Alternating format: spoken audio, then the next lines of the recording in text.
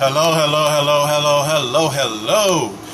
How y'all doing tonight? This is your one and only Facebook Minister Eric Robinson Jr. stepped on here. Today is Friday. You know how I'm finna do.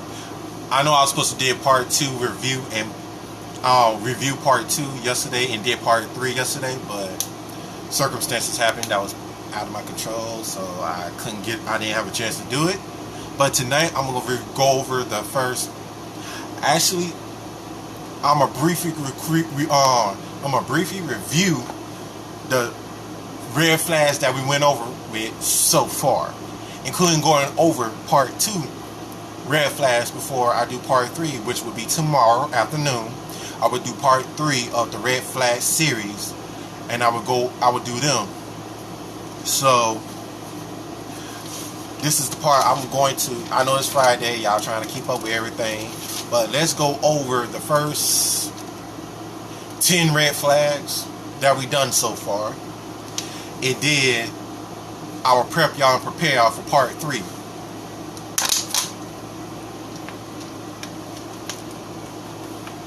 So go ahead, tag your friends, invite some friends to listen in to these red flag points, and they get a chance to catch up to what's been going on, what the red flags to indicate about people, your significant other, your spouse, anyone who's you're involved with. So please be on the lookout for these type of signs, miracles, and wonders. I'm not trying to say in a bad way, but look out for these type of signs to let you know either I need to cut this person off before I go all hell breaks loose in my life. Let me cut this person off before I leave heartbroken and disappointed and broken and damaged. Now then, the first red flag, we're going to review part 1, we're going to review part 2 to get everybody prepped and prepared for part 3. That would be tomorrow. The first red flag that we did when I first started the series is called, the first red flag was they constantly have work and family emergencies. When we're dealing with people in our lives that constantly always, when it gets to the point that plans, hey, how you doing? God bless you. God bless each and every one of y'all tuning in tonight who's listening in. Please share and invite some friends to listen in. Please do. And I'm also do my best to go give you the 4 scriptures to go with each point of these red flags. Okay? Alright. Point 1. Red flag number 1 is they constantly always having family and work emergencies. Scriptures to go with that. 2 Thessalonians chapter 2 verse 3. 1 John chapter 4 verse 1. 2 Timothy 3 and 13. And 2 Corinthians chapter 11 verse 13 and 14. Them the scriptures that will go with it. Some of them are going to pretty much repeat, but they still going to give you a different meaning to each one and why they go with that particular red flag. So, let's continue. You know how we constantly always dealing with people in our lives, or friends or family members, or even relationships or potential spouse or significant others, how every time it's time to we set plans, we may put plans into motion, but yet it's still somehow, someway they always having a last minute emergency. A lot of times that goes down because of the fact that a lot of people are scared to start something new because of what they went through previously. If they're constantly always, I learn more from it. Oh, hey, babe. How you doing? If they constantly always calling with family emergencies and constant work emergencies at the last minute after you agreed to do particular plans with this person, that's telling you that they're, 1, scared to start something new because of what they do previously, and 2, that another part about it is they shouldn't be even worried about even dating right now. They shouldn't even worry about seeking a relationship right now. They should just worry about sitting in the corner, not saying the bad way, sitting in the corner here and recover before they go into a new situation. Because all we're going to do is find ways not to go through with a lot of things because of constantly what we've been through. It's good to be cautious, but you can't really get what you truly desire and want in your life if you don't take some type of risk. If you don't want to put yourself out there, don't put yourself out there. Just stay single, be to yourself. But don't mislead everybody who wants to show interest and wants to do right about you just because you went through previous hurt and feel like they're going to do you the same way somebody else did you. So, that's 1. Red flag number 2. I'm going through these. I'm giving the scriptures that go with them. I'm trying to go through these fast as I can without messing up. I got my support. I got my backbone. My new support and my new backbone in my life. They watching live. Thank you. I appreciate you. Red flag number 2. They talk smack about their other days. Otherwise, it's saying they talk bad about their other days. Meaning that not only do they talk bad about their other days, they talk bad about their previous relationships, their previous dates, and their previous marriages, and their previous friendships. So let me give you the scriptures that goes along with that one too. 2 Corinthians 6 and 14, Matthew chapter 18 verse 15, and Ephesians 4 and 29, chapter 4 verse 29 through 32, Proverbs chapter 11 verse 13, and James chapter 4 verse 11. That was talking to indicate that a lot of times how we want to go on days, we going on days. We may have some bad days. We may have days that don't exactly go the way we wanted to go. Or because we do have the days that go successful, we go further than where we go. But at the same time, you know how you can often sit up there and have a drink or two and then realize and get to that point, you don't have chemistry with that person. You don't have chemistry with these people, friends. You don't have chemistry with this person you're on a date with, or even to a point you don't have that chemistry with that significant other or spouse that you're with. Hey to each and every one of you coming on. We're just reviewing the first 10 red flags that I did so far in this series on red flags. So the first one we just got done doing is going over. They constantly having working family emergencies. So part of this is the fact of they always have something negative to talk about that friend, that previous friendship, that previous relationship, that previous date, anything. If they always constantly saying everything is bad and we really don't hear nothing really good that comes out of that situation, then it also gives indications that they don't hold themselves accountable and responsible for the decisions and choices that they made. They chose to go on a date with this person. They chose to be friends with this person. They chose to be in this relationship. They chose to be married to this person. But you're always hearing they always talking bad about the other person. But it seems like this person don't want to take accountability and responsibility of the choices that they made to why they're where they're at right now. So if we're dealing with these type of people that don't want to take accountability for these failed dates or these dates that don't go well because the chemistry wasn't there, how about before you point fingers at somebody else, how about you realize that we really didn't have chemistry or flow with that particular person? That's why with 2 Corinthians chapter 6 verse 14 it says, be ye not unequally yoked. If they don't want the same thing that you want, then you don't need to be around them. Friendship wise, relationship wise, any kind of way wise. We have no business being with them if they don't have the same mindset that we have.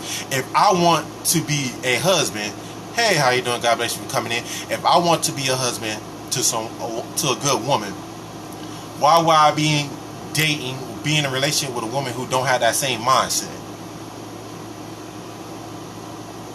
If they don't see you, if your mindset is I know I'm wifey, I know I'm husband, but why am I always running into people that only saying they see me as a baby mama or baby daddy or as a boyfriend, girlfriend, but I never get to the point of I'm rocking a ring, I'm getting ready to become this man or this woman's husband or wife. Why do we hang around friends that don't have the same type of mindset of being positive and trying to move further along and trying to have more in life? Why do we choose to be around these people that don't have the same mind frame as us? Or better yet, attempting to get to that point that they want to have the same mind frame as us. I thank y'all for tuning in tonight. Please tag, share, and invite some friends to listen in to this because it may help them in their situations. So red flag number 2 is they talk negative about their previous dates, relationships, friendships, and marriages. When they don't have nothing positive to say, because I know all relationships, all dates, all marriages ain't all bad. Red flag number 3. I'm going through these pretty quick as I can if I can review part 2. Part 2. Red flag number 3. They stop having sex with you. Scriptures to go along with this is Genesis 2:18, 1 John 4:8, Galatians 5:4, 2 Corinthians 6:14, and 1 Corinthians 7 and verse 39. I told you that you may hear some repeating scriptures, but they still come on there in various ways. When you really take the time to study on particular topics, subjects, and situations, you be like, okay. So what happens? It's an example. Don't take it the wrong way. You're in a situation. You in a relationship. You with somebody that you have sex 3 times a day. Even though I should be talking about it, but at the end of the day, oh well, it's part of life. It's part of this walk. You have sex with this person 3 times a day, and you pretty much you have sex with them at least 21 times a week. That means 7 times 3 is 21. But then you begin to notice a decline in it from going from 21 times a week to 14 times a week, and then eventually down to 7 times a week, meaning you're only doing it once a day. Or even to a point it goes down to from 7 to 5, then from 5 to 3, then down to 1, then down to 0. That's indication that somebody is in between you and disrupting the flow and chemistry that you and that person have, you and your partner have. So when people are when it's like things becoming less and they stop doing some of the things that got you attracted to this person, that got you to the point you're interested in that person, it got to the point that you're in this situation with this person, and somebody comes in between, you will begin to really notice and feel that there's a lot of declining going on. And when there's a lot of declining going on, it's either something going on with them, or it's something going on with is it the situation, or is it the partner?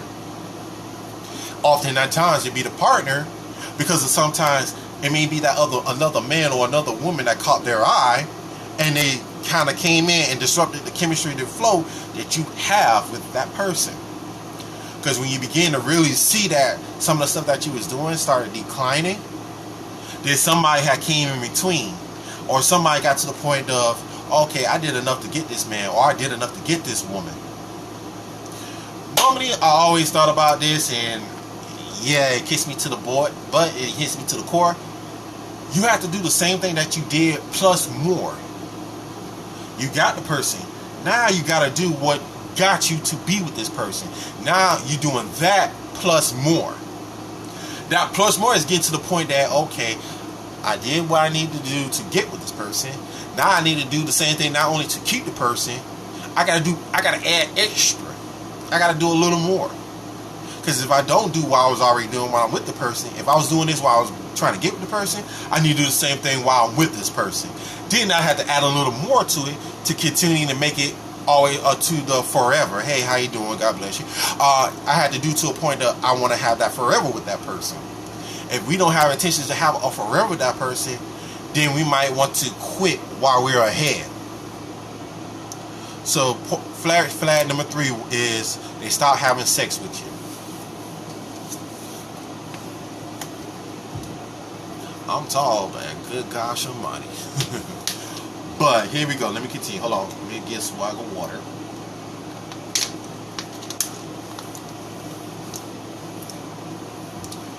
Red flag number 4. If you're just 4 dates in and they throwing the L word at you, 4 dates in, they throwing the L word with you. I know it's cool to be in love with, you want to be in love. That's cool. As y'all get to that point, that's kudos. But scriptures that go with it: 1 Corinthians chapter 13 verse 4 through 8, Romans chapter 8 verse 28, 1 John chapter 4 verse 8, Luke chapter 35 verse, not chapter 35, but chapter 5 verse 35, and 1 John chapter 2 verse 15. So it gets to the point that how people get to that point, they throwing that L word around pretty quick, and you're only 4 dates in. Some may say it's a good thing, but some things are not really good because of the fact that, guess what?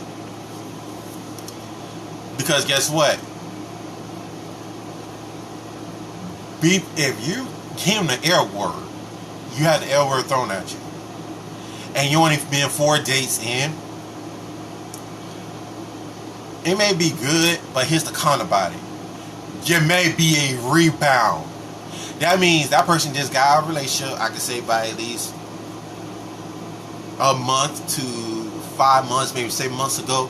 And I guess they didn't take the time to heal, but they already don't got this far, and they throwing the L word at you early. I understand you can say, I love you with the love of God, I love you with the love of Christ. That's fine, that's understandable. But not saying you love somebody and you only been on 4 dates with them. They're looking for a quick re-up. They're looking for a rebound. And looking for a way of, oh, I'm getting with this person to get over this person. Then we become the rebound. If you've been out of it and you took time to heal, which would normally take usually it take 8 to about over a year to heal and recover before you go into it, fine, you're good to go. But when you just get in our relationship and then look to go into another one and never took time to heal, hurt people, and you wind up hurting the next person because you treat them as a rebound. Or some people may use the L word for a quick come up. So keep that in mind. Red flag point number 5. They avoid uncomfortable conversations. Scriptures go with that red flag. Philippians 4 and 6. Matthew chapter 18 verse 15. Proverbs chapter 20 verse 5. James chapter 1 verse 19. And Proverbs chapter 12 verse 16. I always keep James chapter 1 verse 19 in mind, because sometimes we so quick to run our mouths rather than being quick to listen.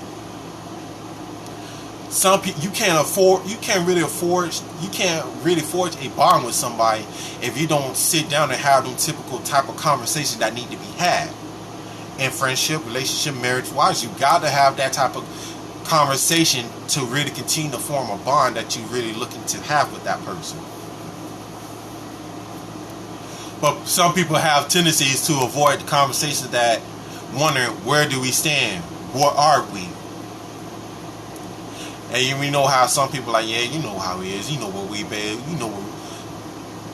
Do not accept that type of answer from somebody who still don't know, who just doing and saying whatever they can to avoid the unnecessary conversation that needs to be had. And if they continue to do that and refuse to communicate with you, they're not ready for a relationship. Because part of a relationship, you got to communicate. Point number 6. They try to change you. This is part 2. Red flag number 6. I'm going to repeat it again. They try to change you. Scriptures that goes with that is 1 Corinthians 15:33. Romans chapter 1 verse... not chapter 1, but Romans chapter 12 verse 1 and 2. 2 Corinthians chapter 6 verse 14. And 1 Corinthians chapter 6 verse 19 and 20. This is the one when it comes down to change. How people want to change you to the way they want you to be, but then sometimes down the line they go with the I'm not happy talk, because people often decide to change somebody into something that they want, but they didn't really want. They try to change you into something that they say they want, but they really don't want. If they can't accept you for you and accept you for you because of the fact that this is who I am when you first got with me, I can understand doing some changes in order for me to become a better version of myself.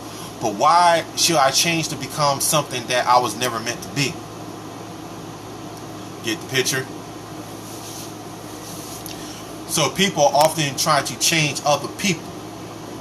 And when they begin to really change that person, it's not for the benefit of them. It's for the benefit of yourself. It means in a way of they want you to be with something that they want you to be, but you're changing it to make them happy. But then when they come to you with the I'm not happy talk, that means they force change upon you. They're trying to control you and the whole situation that's going on. Red flag point number 7. They're selfish. Proverbs chapter 27 verse 2. Luke chapter 16 verse 13. James chapter 3 verse 16. And John chapter 3 verse 30. This one is talking about how when we do for people, and we're doing it from the kindness of our heart, but when it's time in anything, it's give and take. It's not you do for me and you be thankful I'm in your presence. For how many? That's another way of saying what's yours is mine and what's mine is mine. It means we're being selfish. They're selfish. You see how you give your 100% into your friendship. You give 100% to your relationship. Even to some of those who desire to give 100% into a marriage, or who are married and give 100%, we kind of expect the same type of effort and time and dedication.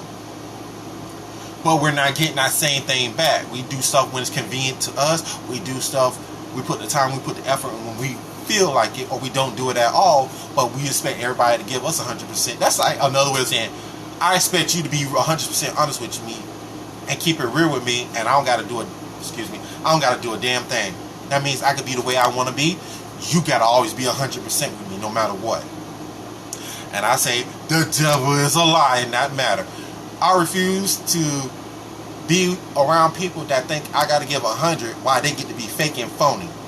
I refuse to be telling them what's on my mind and my heart if I'm not getting the same thing back in return. I refuse to put 100% into a relationship and not getting 100% same effort back from anyone. If I'm going in for to put 100% into it and wanting to work, I want the same thing. If I'm not getting the same thing, trust and believe, I don't mind. Well, I'm going to say it like this. I know I was about to say I don't mind waiting, but I don't mind unplugging too. I don't mind unplugging because of the fact that I'm not going to put 100% into something that I'm not going to get back in return. I'm not putting 100% into a friendship that I'm not getting 100% back in return.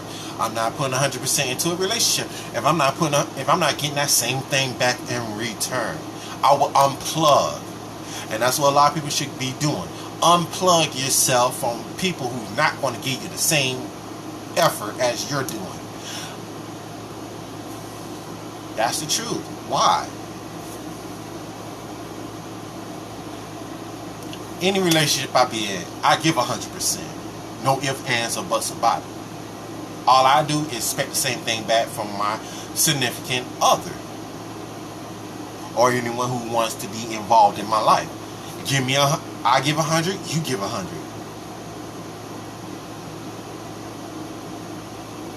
That's truth be told. But when somebody wants to be selfish and want their cake and eat it, then I don't want to be around all that.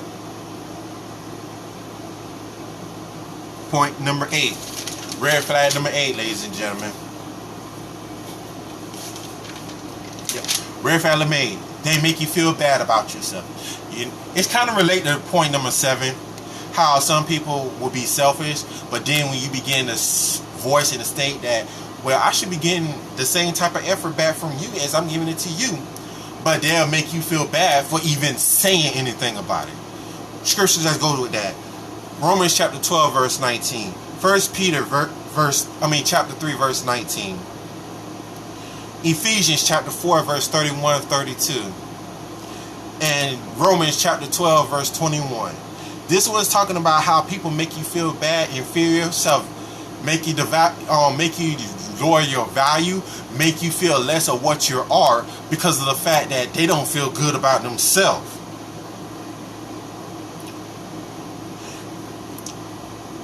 If you're dealing with people and you're around people that always and constantly, hey, how you doing, Chris? So, hey, cousin. Hey, Shelby, what's going on? How you been, bro? What's going on, cousin?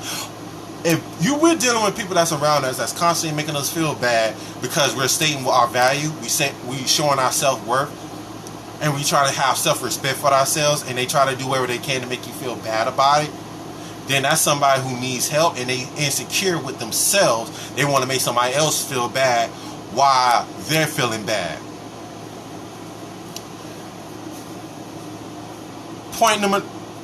Next red flag is they go from 0 to 60 in the argument. They go from 0 to 60 in the argument. Scripture that goes with that is 1 Corinthians chapter 15 verse 33, Proverbs chapter 15 verse 18, 2 Timothy chapter 2 verse 23-24, and Matthew chapter 19 verse 6. In life, in our friendships, our relationships, our marriages, even our own family, even at work, we're all going to have our agree to disagree moments. But if you're dealing with someone who gets peed off pretty fast and go off on you in from going from 0 to 60, then pretty much you won't be in the point of being in an unhealthy situation, in an unhealthy relationship, in an unhealthy friendship, in an unhealthy marriage. If you're dealing with people who will go off on you in 0.60 seconds, they go from 0 being calm and just having a disagreement, all of a sudden they're trying to see if they can out talk you and be out louder than you. If they get to a point that they bring you down to their level, if they get to the point they trying to bring you down to their level because they trying to see how loud they can get, they can be louder than you and trying to make their point come across, then you're pretty much going to be in an unhealthy situation. Because they're choosing to lower you to their level. Because they the ones that want to feel, they want to continue to feel, they want to feel superior to you and make you feel inferior. So if you're constantly going through them type of stuff, you might want to exit before you really risk your mental health trying to constantly go back and forth and try to make your voice louder than theirs just for a point to come across. We can all talk calm and talk reasonable without the shouting contest. Point 11, no me. Oh yes. Red flag 11. Red flag point 11. They're dismissive and don't take you serious. 2 Corinthians chapter 6 verse 14. Amos chapter 3 verse 3. Genesis chapter 2 verse 24. And Proverbs chapter 2. Proverbs chapter 22 verse 24 and 25. The one that always sticks out the most often so far is 2 Corinthians chapter 6 verse 14.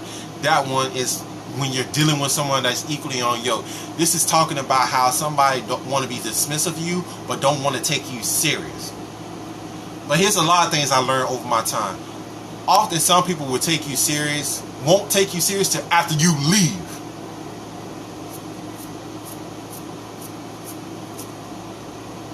How some people will sit there and ignore something. Like you get in a fight with someone. You get in a fight with your best friend. You get in a fight with one of your family members. You get in a fight with your significant other and spouse. About something that's been bugging you. That's something being on your mind. And all of a sudden, that person just ignores and rolls their eyes and mumbles quick. And just go about their own business. They're not taking you serious. If they don't take you serious, a lot of times it takes somebody leaving before they're taken serious. So that means if you get to that point that you can't talk to this person ain't taking you serious. As soon as the words of, well, if we don't get this together, I'm leaving, and they still don't take that even serious, leave out their life and see what happens. Leave out their life. Don't call them, don't text them and see what happens. Don't call them, don't text them and see what happens. Most people won't get to the point they won't take you serious until you act. Some people whose mindset ain't mature and don't realize if they really want to keep something or have something, they want to keep it, they will, I need to have this talk, I need to stop, I need to take them serious. But if it gets to that somebody that they don't want to take the matter serious, and you leave out their life and you decide to put your time and effort into somebody else, watch how they act. Some people don't take things matter serious until you leave. And still don't take them serious because they should have gotten serious about the matter before you left, not after you leave.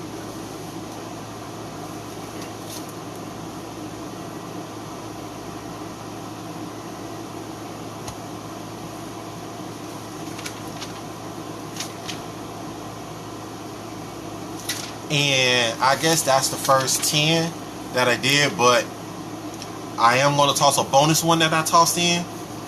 And the one I tossed in as a bonus red flag is they're incapable of apologizing.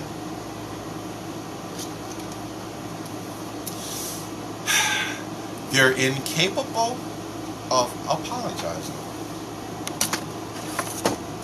And what that means is that if that person, your friend, your significant other, your spouse, your co-worker, your family member, if they're in the wrong about something and they're choosing to not to apologize, because often people always feel like they're always right and they're never wrong, they would never be man or woman enough to apologize.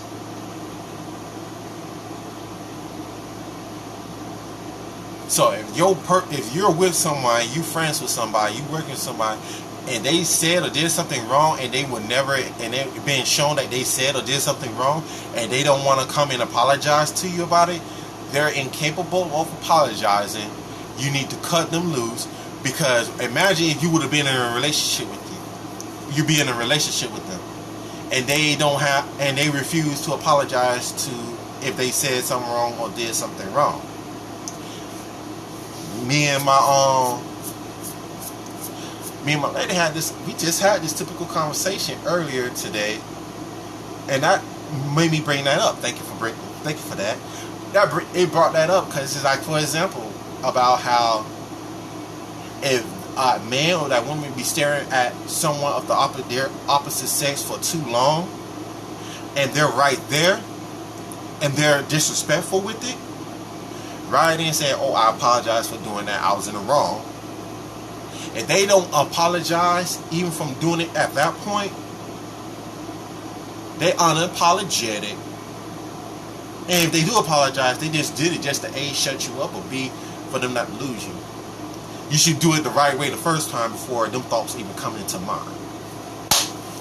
So, I thank y'all for tuning in tonight. That was the first 10 plus a bonus. Red flag points. That was the review of part 1 and the review of part 2. It's preparation to get you ready for part 3 tomorrow afternoon.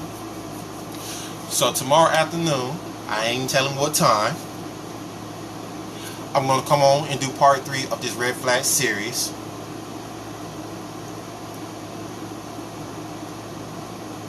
So please tag, share, and invite some friends to listen to these messages.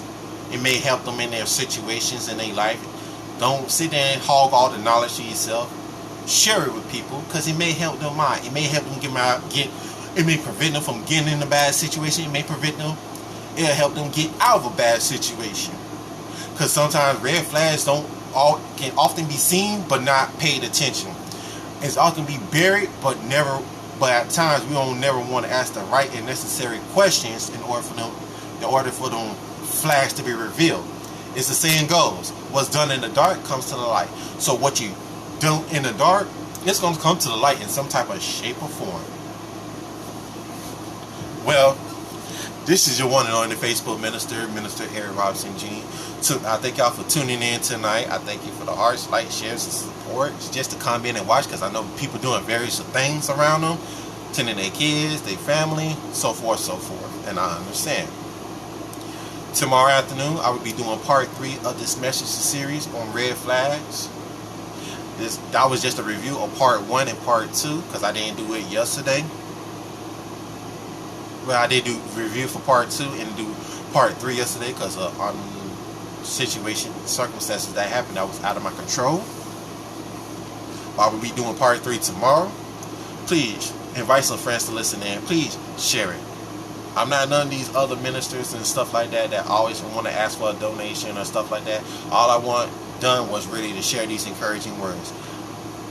Because sometimes you gotta dish it out in a way that's more understandable. While most of them add to or holier than thou, for you to come down to the left, for them to come down to get an understanding of the other people, the other laymen, the other sheep.